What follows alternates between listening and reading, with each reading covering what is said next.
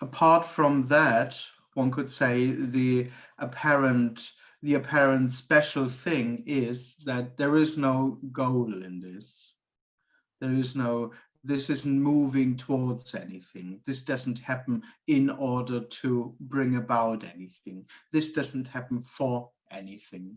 In a way, one could say it can't, because what apparently happens, what seems to be happening, is just all there is. It's naturally whole and complete. It's everything. It's everything means that there is nothing which could add something to it.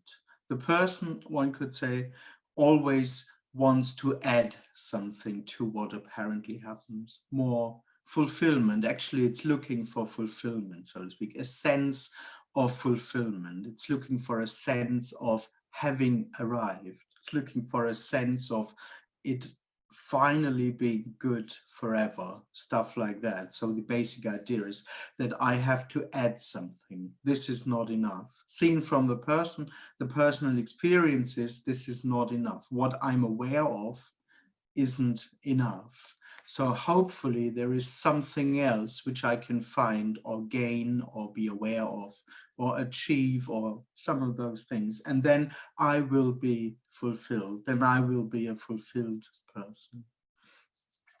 So what this message doesn't do, so to speak, is to tell you the best path. That's what a teaching does, so to speak, and a parent teaching is doing. It addresses you, it addresses a person, a me, so to speak, and tells the person what to do. Be this, do that, be aware, be grateful, don't drink, don't smoke, eat vegetarian, be nice, whatever. There's always a suggestion to be something. Or some teachers even suggest to just be. That's also a nice one, I think. Well, well, at least in a teaching, there's a suggestion for someone what to do. And there's a promise. If you do that, you will reach somewhere. You'll get what you want if you behave in the right way. That's a teaching. That's religion, basically. Nothing much has changed, so to speak, in the last few hundred years.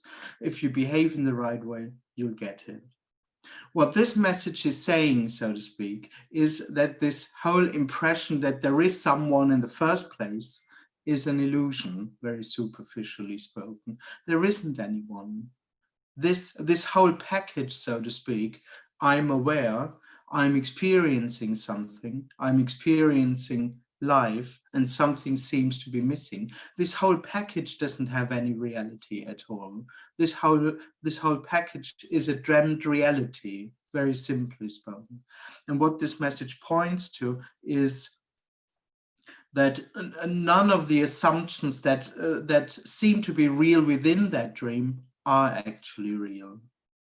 So there isn't anyone. Nothing has been lost. No one is on a path. No one will arrive. This would all be dream stuff. Seen from the person, what we talk about is death. Seen from the person, this message seems to point to one's own absence. And in a way that's true. And in another way, there is no life in the first place. This presence, this assumed presence, isn't real. It's not there. It doesn't happen, which is not logical. It's not something that I can explain to make it logical. Impossible. It's just not there. And one could say, well, this is a story. Of course, everything is a story, but this especially. But one could say it just becomes obvious when it drops. Before that, it's unimaginable. It's not known what it means, actually, the me drops. Because when it drops, it turns out that it wasn't there in the first place, and nothing happens, and that it was a dream, and all that stuff. All right, so there's nothing to teach. There is no one to be taught, and there is no one here to be teaching. This is it. What happens, what apparently happens, is just naturally itself, blindly, unknowably, unrecognized in the end. It's just itself. It's this. There isn't anything beyond this, but also this isn't something which is now here. It's no thing. It's timeless, spaceless, sitting in front of a screen and having thoughts and feelings and moving and listening is no thing, is timeless, is spaceless, is unknown already. It has never been known. It was never experienced.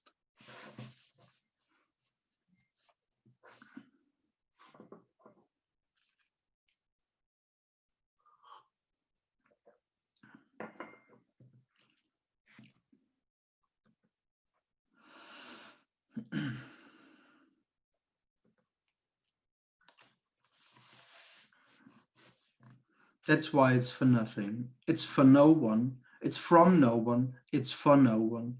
It's from nothing. And it's for nothing.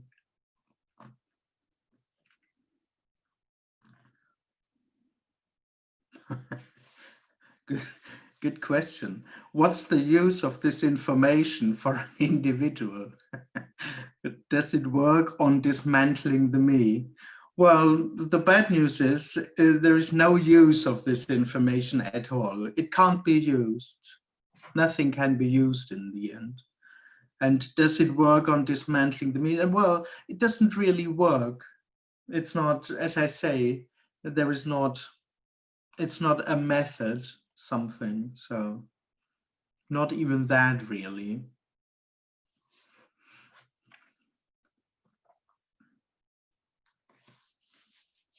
But in a funny way, what's being spoken about is somehow in the air, which doesn't mean anything. This doesn't produce a method or a process or a predictability, but pointing to that there is no one somehow. I don't know. Potentially, theoretically, you know.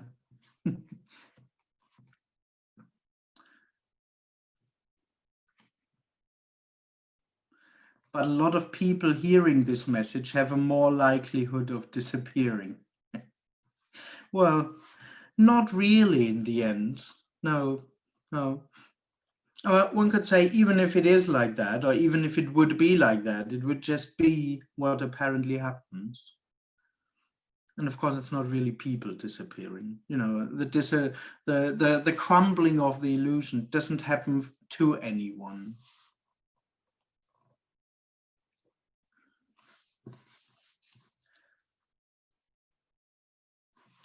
So apparently hearing those words doesn't create a necessity. It doesn't create a linear process of anything. There is no process.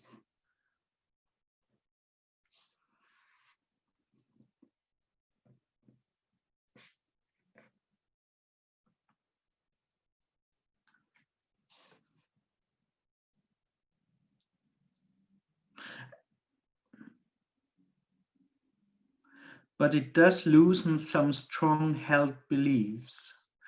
Yes, I mean, that's the thing. You just can't, it's just not predictable what apparently happens out of this. Like always, so to speak, it's not special here, but it could be the crumbling of concepts. It could be the invitation of a meaning and being. It could be create a much more resistance to life.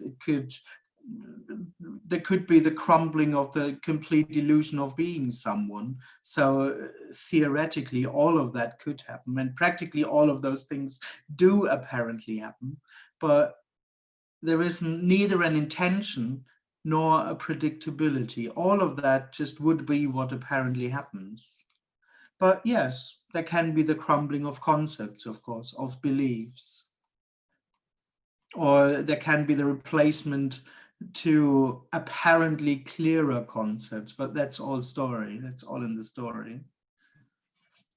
Or less concepts. Yeah, of course. Yeah. Which wouldn't be of any use to anyone. It just would be what apparently happens.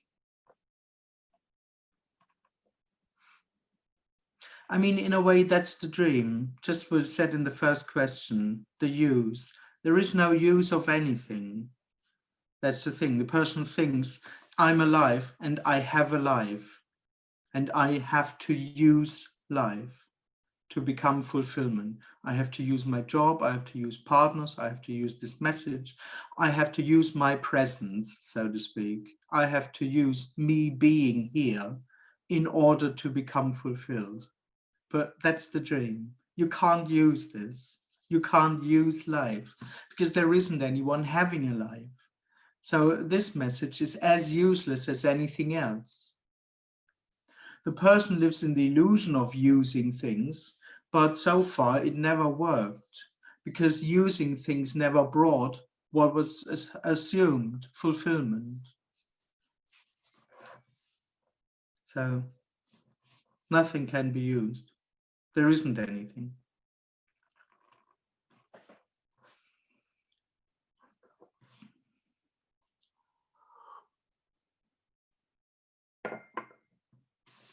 Of course, use in a sense to find fulfillment or to find an additional something.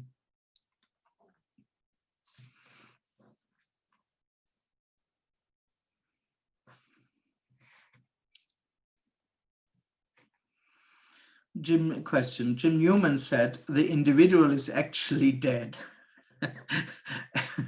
as the me has separated itself from life by being the observer and experiencer of it.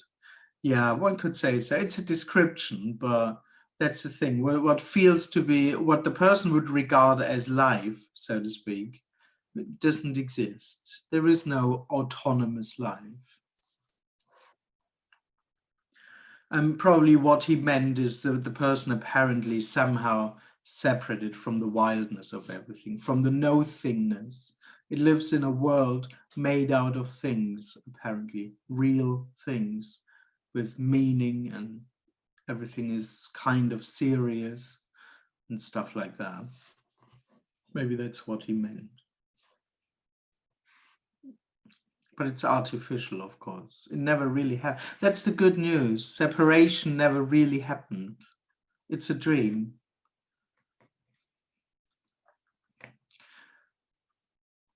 Comment. We have the tendency to use everything because we are used to live. We are used by life to manifest itself. I don't really get the second part of the sentence, but yes. I mean, it's not wrong. It's just how the person exists. Of course, this assumption to use things comes out of this, or the assumption that things need to be used come out of this sense of unfulfillment. They go together in a way. It's a bit like I'm here and I'm experiencing this situation. So it's unfulfilled, and instantaneously, so to speak, the question comes out of it. Okay, but what can we do then? It's unfulfilled exactly as it is, but maybe there's something in there for me, or let's see what we can do about it to make it whole and complete for me. That's basically the seeking setup, so to speak. It's instantaneous and it's not really conscious. It's just, well, listening to Andreas, isn't it? But maybe he has to say something to me. Maybe there's a deeper message that's not on the surface, so to speak. Maybe it's somehow useful for me. It's rather a hope. It's rather a hope that never really works out. So yeah. But it comes from an artificial standpoint, and that's separation, me and the situation, me and Andreas's message.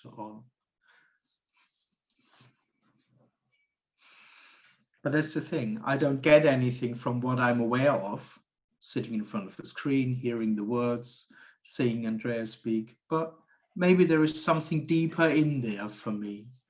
Maybe I can gain something out of it. That's the dream, basically.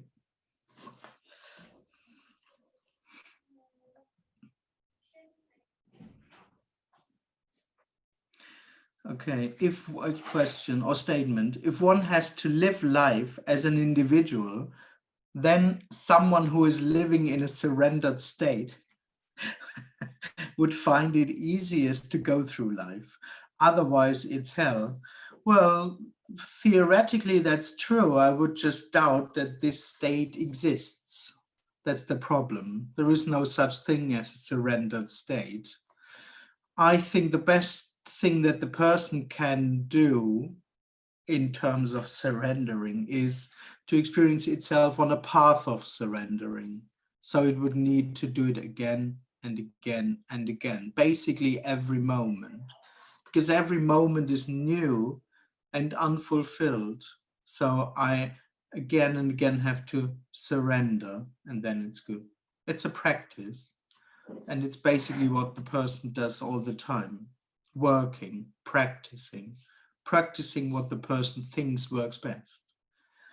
Being aware, surrender, let go, being ignorant, not care, whatever. It tries to adopt an attitude in order to go through life. And as long as the attitude seems to be working, the seeker is quite happy. It never really works because it never leads to the end of it, because that's the other thing by being on a path. You have to constantly surrender every moment, so to speak, but still hoping that there is a real surrender coming, that one day you don't have to do it again and again and again.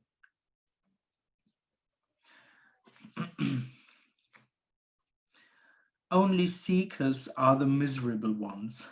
Laugh out loud.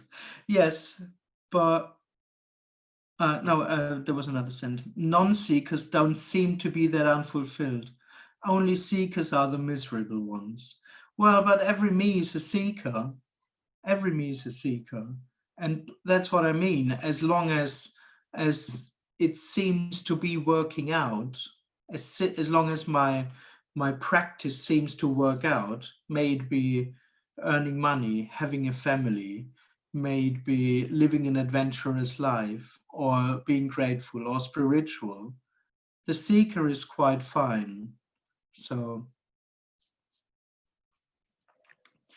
it just becomes very unpleasant if the method doesn't work out anymore. If you lose all your money, if you lose your partner, if you are not healthy anymore, if you whatever. So it's not really, it doesn't only apply to the spiritual realm, so to speak.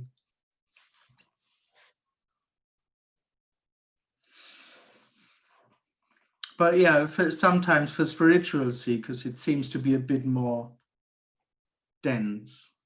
And yeah.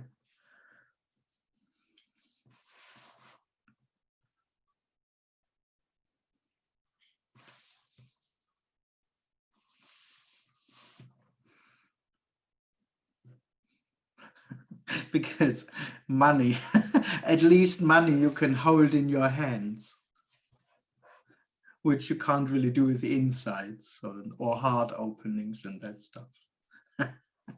But both are as empty as everything. The money as well as insights or knowledge or whatever.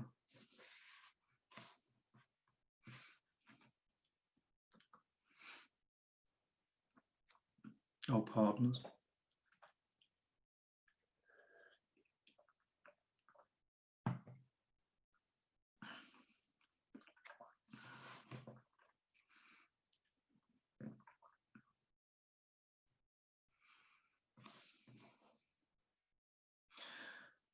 But of course, it's a dreamt misery. No one is miserable. It's a dream. I feel so bad is a dream. Or I need to become enlightened. No, no one ever needed that. Apart from that it never existed, so to speak. How, how is nothing happening right now? Why do you say that? Well, yeah, Actually, one would have to say it the other way around. There is nothing there which experiences any happening, which experiences oneself as happening, nor that sitting in front of a screen is happening. So nothing is happening already sounds like a conclusion. Yeah. Sorry for that. But in a very funny way for the person, it somehow still sounds as if something is happening. Nothing, but the whole processing of a happening, of something happening, belongs to the dream, so to speak.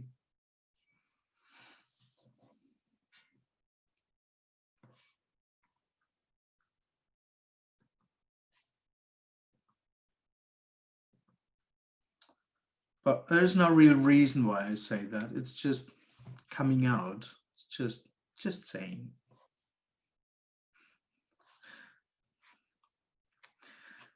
Because there's no real experiencer, that's why nothing is happening. Yes, one could say so, yes. The only notion of there being something comes from the experiencer, or one could say the experiencer is the notion of something happens. When that turns out to be illusory, or when that drops, the whole sense of existence drops. The whole sense that there is something going on now, here, drops. Without replacement. It's not replaced by anything. So it's not that there is a sense of existence and suddenly this is replaced by a sense of non-existence, which would still be a sense of existence, a sense of something happening.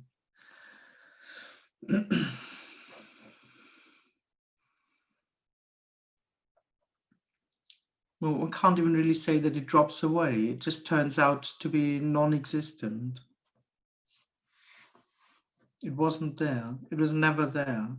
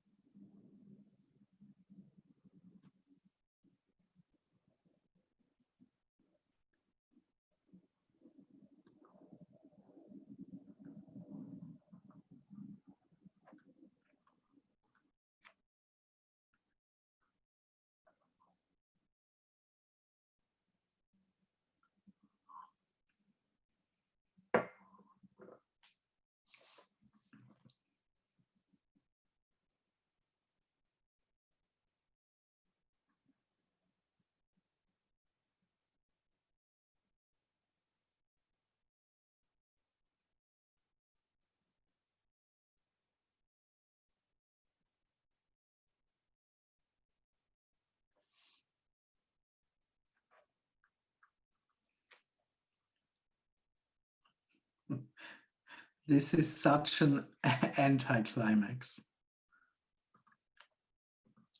Yeah. Just want to be sure about climax. I should know it, but yes. Yeah.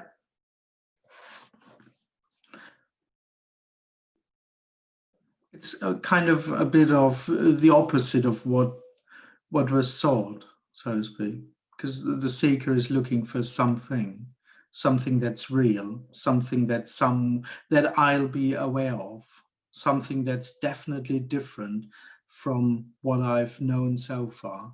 Yeah, well, and that just doesn't exist.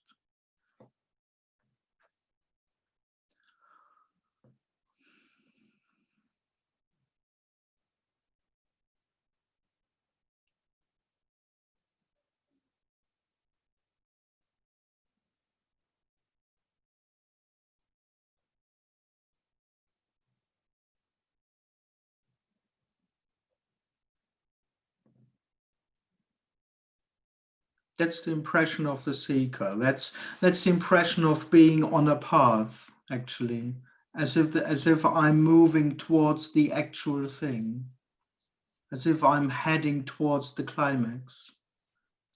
That's the person's experience. The assumption for some have a story, they would call it enlightenment, but most people don't even have a story. It's just an underlying feeling of I'm moving towards something. I'm moving towards the actual thing. For most people, for me, so to speak, this is life. I'm now here doing my stuff, I'm doing the best, but I'm moving towards the actual thing, which is supposed to happen before death, of course.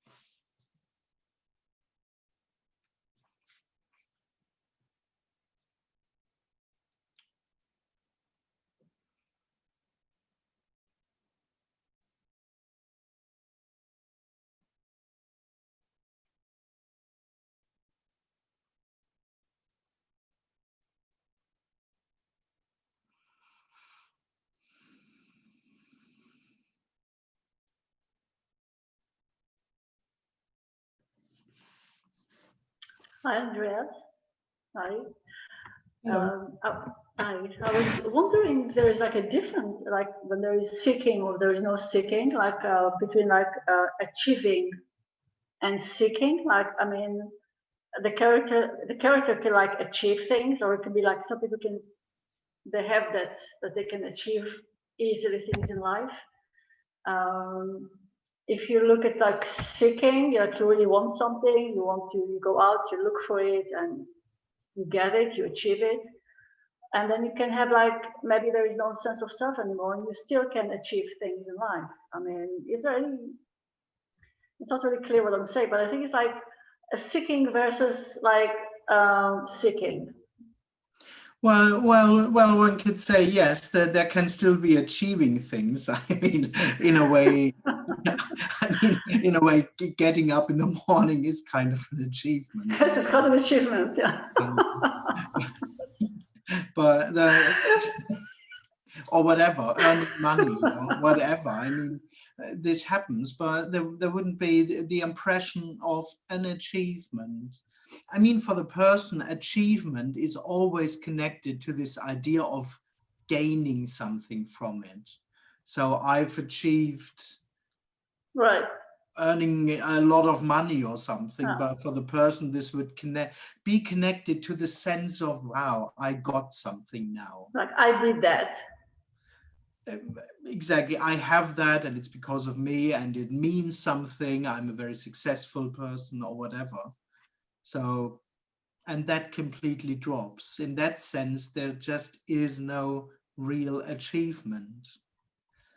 But yeah, you can still earn money, or this Yeah, could of still course. happen, so Yeah. to speak. But I was thinking, like, if one like have a business or like running a big business, and suddenly there is no sense of self. It's just like, of course, within the story, if there like will be still this feeling like of wanting to achieve, or that might change as well because it's not like it's not there anymore so strongly. Yeah, it's unpredictable what would come out of that, but it's very possible that the business just goes on. Which is also possible, yeah. Yeah, of course. Oh, yeah, of course. And it's also possible that the business is successful or becomes successful. Even more, yeah.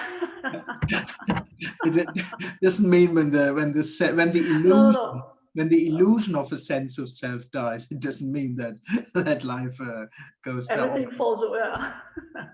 Not necessarily. No.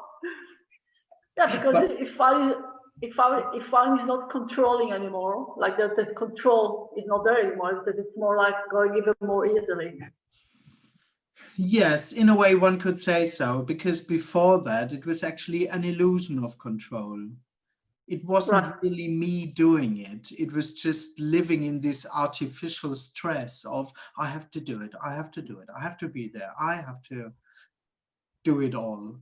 So when that drops, I don't even know if it works better. Maybe it works better, but at least there is no one there living in this artificial stress. Right. But stress can still be the case, of course. Absolutely. Oh, of Yeah. course. Yeah. Yeah. Right. Yeah.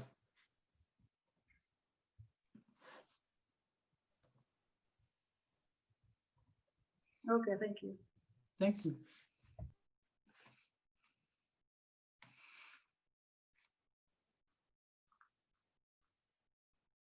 I mean, that's the thing. One could say life just is what apparently happens, and this may include running a business or having a family or something like that. But the dream that there is someone in there who is able to achieve something, or that success within the story is personal achievement, that just drops, because it never was. In that sense, no one ever achieved anything.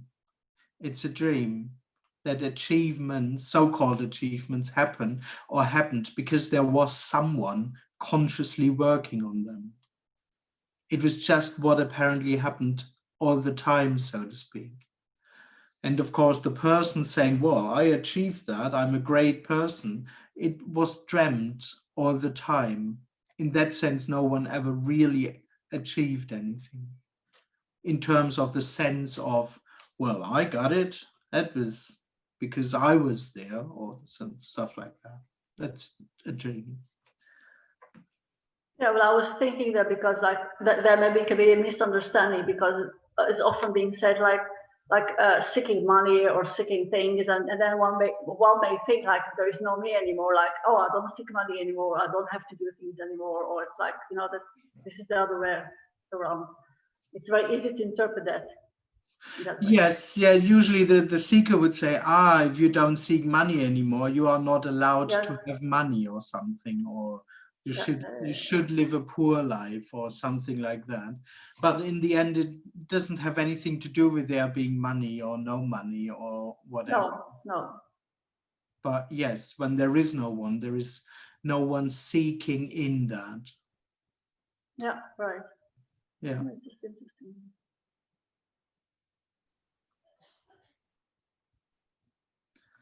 But what this means, how this actually looks afterwards, so to speak, can't be predicted.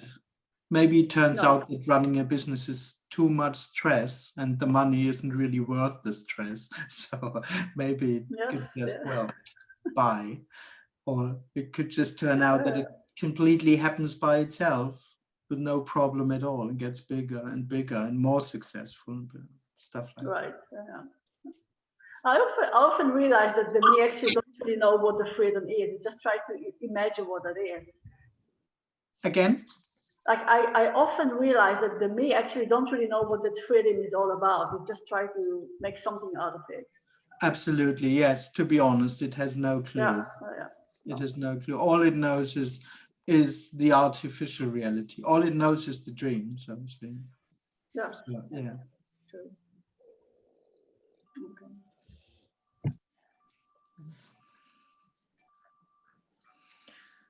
All right. Question in the chat. Yesterday, I shared about a glimpse that apparently happened on Saturday. Yes, the aubergine and garlic thing. Stunningly ordinary and obvious.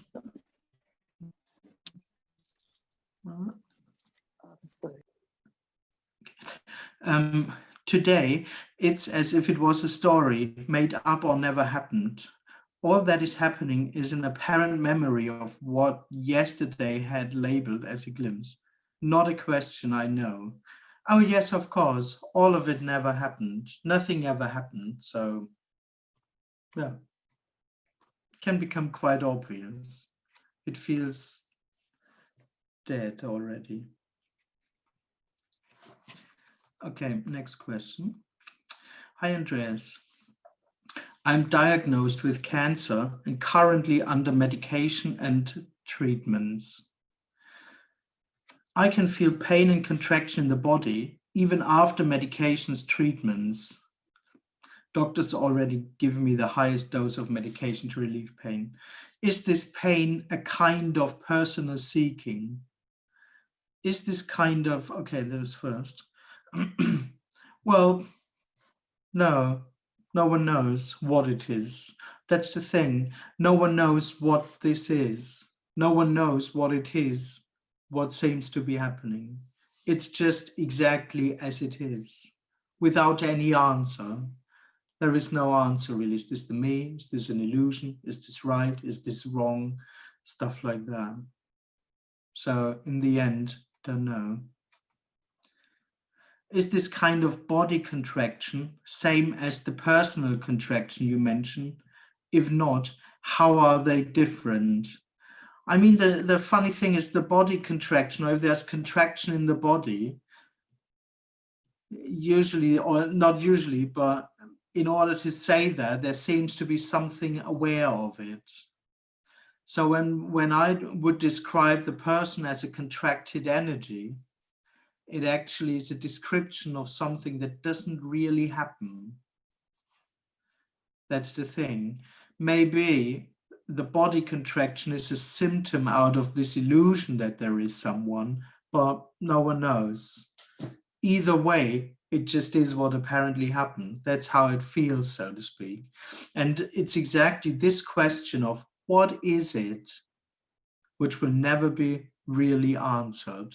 You can answer it with another story, of course, saying this is the me or this is not the me or whatever. But in the end, it's exactly this question. What is this? What is this really? What is really going on, which will never be answered?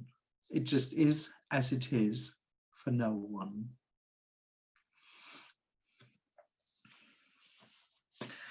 Okay, second question. I noticed there is constant personal seeking to stop the pain and suffering.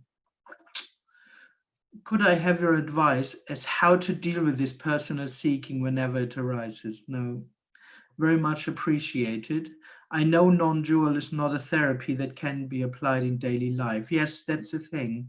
I honestly don't have any advice. But maybe, I don't know, maybe there's a misunderstanding going on, because when there's pain, there may be the attempt to get rid of the pain. But of course, the person would regard this as personal. And of course, the person would say, when I'm rid of the pain, when I got rid of the pain, I'll be more fulfilled. That's a dream, so to speak. But of course, when there's pain, the body may try to get rid of it. So also, it's not really something you need to do. It's happening by itself. Also, the attempt to get rid of the pain.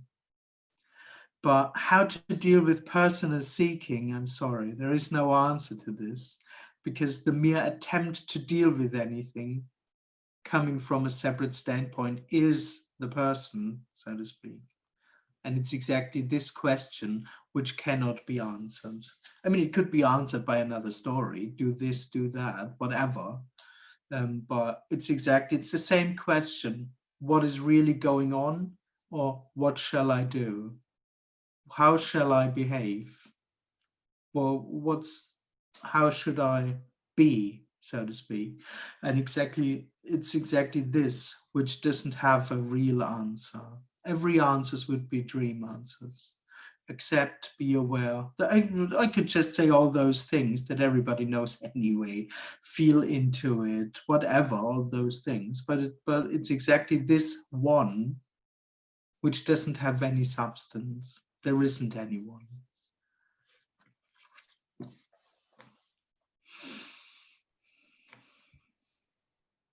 Hi, Andreas. Hello. Yeah, one thing about contractions, it seems like the contraction is not just like in the body. I mean, it seems like it's really just everywhere. Like in the glimpses that I had, it was not just only in the body. It was just everything. Like what's been seen was not contracted anymore. So maybe it's just not like only in the body. Well, yes, it's not, well, you can't really say that. But yeah, it's hard to talk about it because what this message is saying is that it's exactly this contraction, Yes, this sense of I am here, which isn't real. But on the other hand, seen from the me, all the person knows is itself. So all the person knows is this apparent contraction in a way. But it is that. It's not really something that someone can be aware of. It's not that someone is having the contraction, but the person is this sense of I'm here and everything is real and I'm aware and I'm living in this real reality and I am. This is a description, and one can't really know what it is, so to speak, until it drops. Because, of course, the moment you can point to something, this contraction is the me. Oh, but who's this awareness? That's the me, so to speak. But that's the funny thing. You can never grasp it. You will never get it because it's not real. It's not logical at right. all. No, no, it's okay. It's okay. No, I'm with you. I'm with you because Yeah, I can only refer to the glimpse. So what was being seen, like places, people, everything around was just empty. exactly. And Empty, yeah, bounded. and it is because in me there was no contraction anymore for that moment. Yes. But it felt like it's very strange because there was no distance, there was no time, so I cannot say it was everywhere because it's like there is not really there and here, but it was just yeah. I understand the dilemma of explaining it. Yes, it's not Yes, easy. yeah. That's why I say it's spaceless, It but is. no Yeah, yeah, one yeah, understands yeah, this as yeah, well. Yes, yeah, it's just, yeah. yes, absolutely. So Yeah, even saying like it's everywhere, it's a little bit misleading. absolutely. Yeah, Yes. Yeah. yeah, I hardly say. yes. Yeah. Yeah. So well, okay, but when you say it in the body, yeah, it's difficult to say that. Yeah, I have to explain Yeah, that. of course, because Yes, it's not really an experience. That's the thing. yes, The me contraction, so to speak, is not something that you are aware of. right. It's not really sitting in the body and Yeah, you yeah, can feel it. No, right. because it's exactly that you, which is the contraction that we speak about, and not some contraction here or Yes, yes, stuff yes, like yes. that. And this is also misleading because if you feel like, oh, I have like, yeah, this contraction or this pain, or like it's in the body, or it's in my leg, it's in my heart, it's somewhere. I can find it. I can find that contraction. Yes, it will never be found. That's why I Yeah, say maybe one could call those symptoms. I mean, that's the funny thing, that how something can create symptoms when it's not there. But of course, when there is the illusion to be someone, there also may be an unrelaxed body because there is more fear and right. more Yeah, analyzing and everything seems real. true. True. Maybe, Yes. but who knows? Yeah. Okay, thanks. But those things, so to speak, wouldn't be the me. Because that's the surprise, that even behind those symptoms, so to speak, there isn't anything. You will never find the me contraction itself. It's It's just a not there. contraction causing the symptoms, but there's no one there. Yes, Yeah, which is not an easy thing to understand for the me, of course. Yeah. not a single bit, no. No. No, no. Yeah. You know, I used to have a lot of pains in the body, like in the past time, but there was also a lot of contraction. And now, once it's like because it's more and more relaxed, even there is a me more and more relaxed, there is less pain. So there is like some kind of a relationship between contractions and pain, but there is no one doing it. Yeah, one could say so. Apparently, yes. Yeah. It's Yeah, an apparent connection yeah, it's because apparently it would in the just story, be of what course. apparently happens. But yes, yeah. We can talk a lot in the story, of course. Yeah. Yeah. Thanks. Thank you.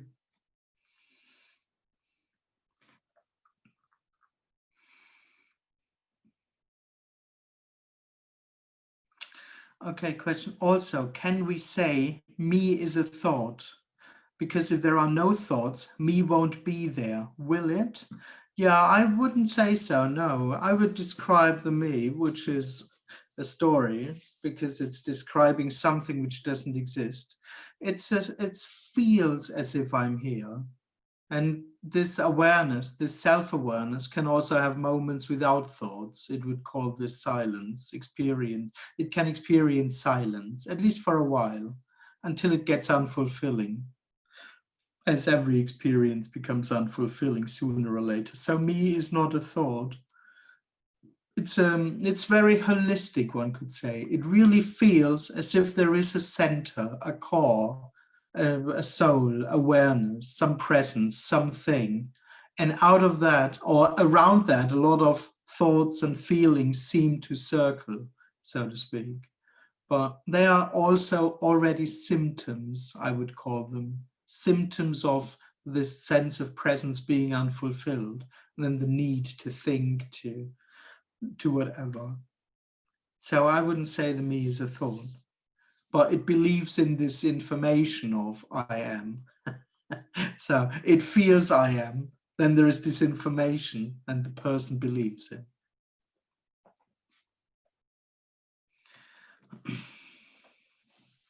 Andreas, hi. Hi. I just following on from what Sophie was saying, I spent a fair proportion of Sunday sitting in accident and emergency. And I don't know if this was related to the aubergine and garlic so-called glimpse in the morning, but the one constant in my time in accident and emergency was the discomfort and the pain.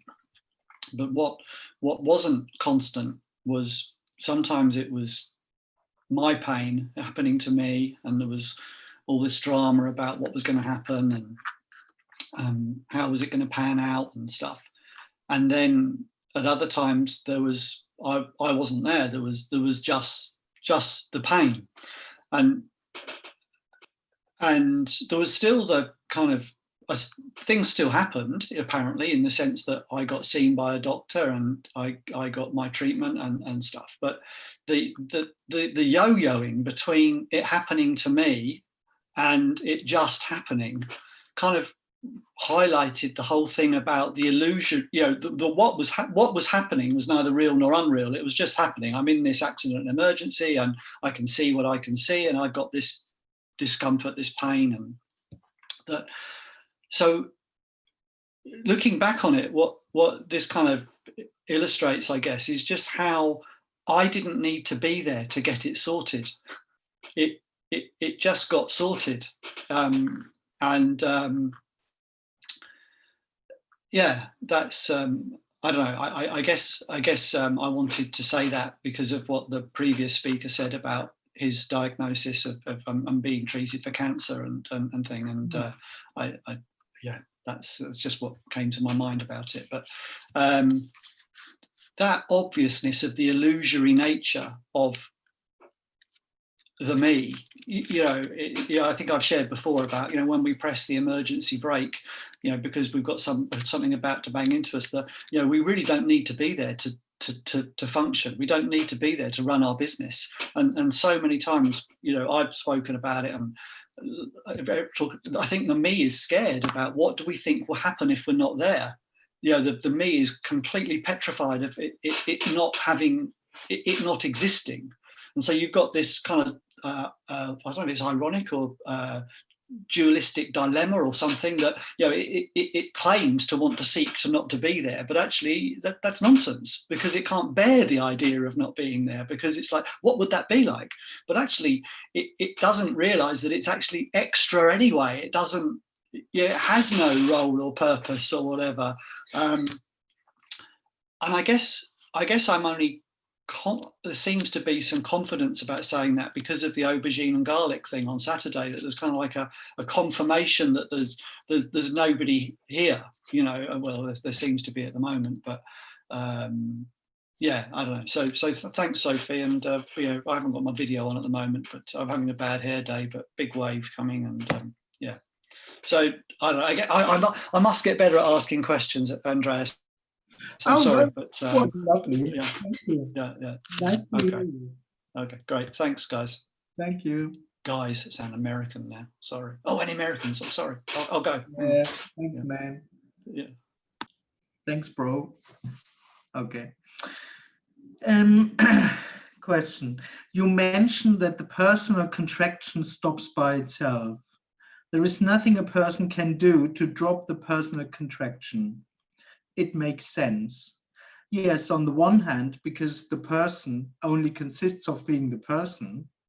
On the other hand, because it's exactly that person which isn't real. So you'll never find a person dropping. It's not there. It won't happen. Okay. I'm just curious to know what you did before your personal contraction stopped. Well, why? Why? Okay, I see. Did you seek like most seekers? Yes, I experienced myself as someone. I thought that there is someone and that I needed to become happy, that I needed to consciously do happiness. That's what I thought, yeah. What did you do when seeking arises? I thought I was seeking, and whatever I was just seeking in at that time. I too, it's all, the thing is, when there is someone, there is instant seeking.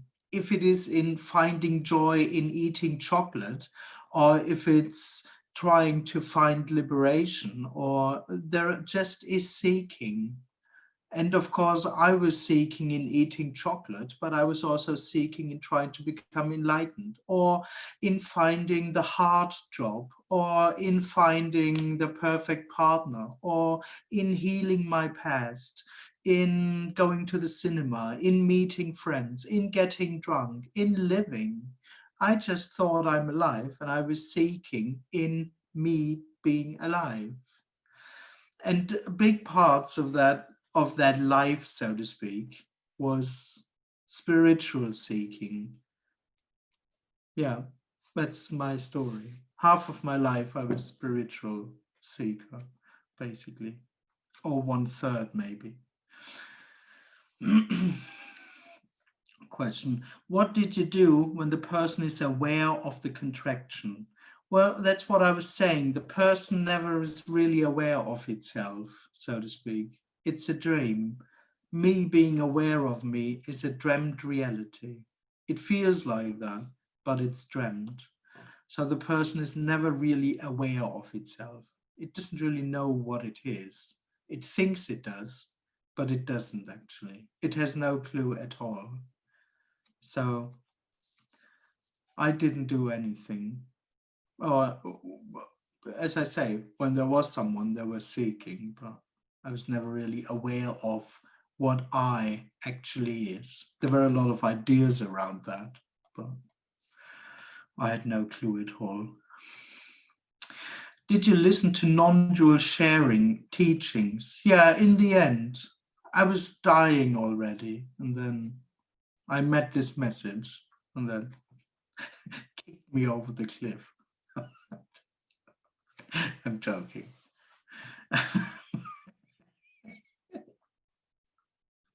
I'm joking. Did you meditate? Well, I tried, but I usually fell asleep. So I was never really a good meditator. But I remember that's a good news. Maybe that's a help for all meditators. I was trying to meditate and I always fell asleep, and I couldn't sit still for more than 10 minutes and closed eyes and that stuff. I didn't like that. And but one day I read in a Sufi book that the Sufis regard it even as meditation when you fall asleep in meditation. So this saved me from a lot of trouble. All right. Okay, last question. Or no, for now. Which is in the chat. How is there contraction when me isn't even there? Yes, that's the person's apparent dilemma, so to speak.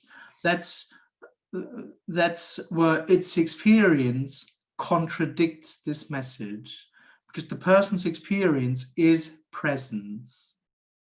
It goes to war for this. I am.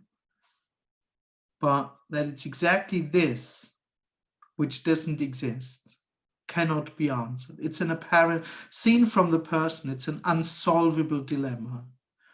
And it's exactly this dilemma which it wants to be bridged all the time.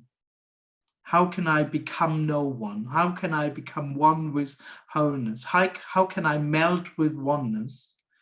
Though on the one hand, I'm not even there in the first place.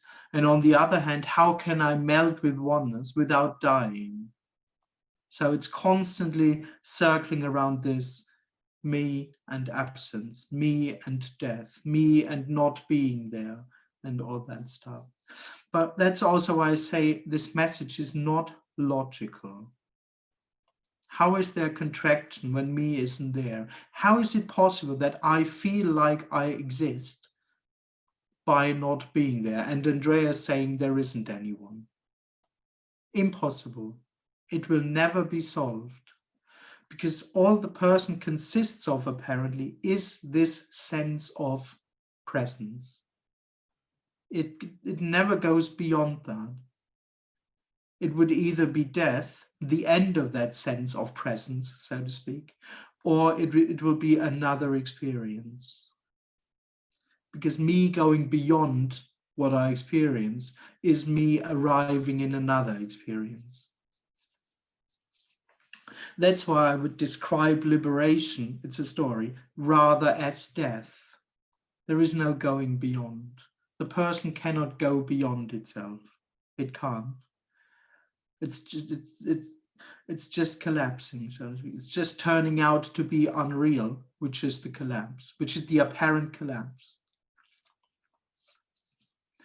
There is no realization involved.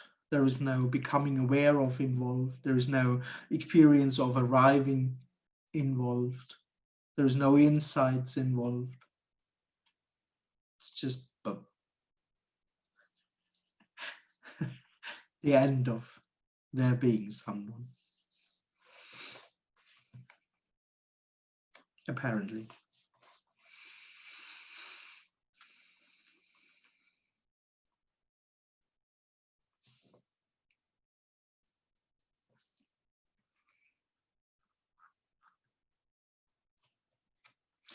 All right, so I think that's it for today. There will be talks next week again, and maybe a bit more often in November. I don't know. Some weekends have been cancelled on my side, so who knows.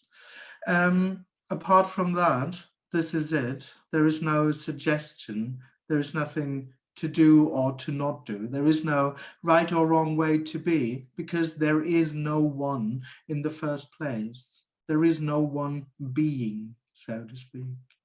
It's this, what happens, what apparently happens, what's whole and complete, and what's naturally fulfilled, so to speak, without anyone knowing it. What's naturally fulfilled or just being full on is this, is what apparently happens. That's it. There's nothing else. Thank you very much for joining. I wish you a lovely day and a lovely week. Thank you. Thank you. Thanks, Bye-bye. Andreas. Thank you. Thank you. Bye-bye. Nice to Thank see you, Andreas. you. Bye-bye. Thank you very much. Thank you. Bye. Bye. Thank you very much.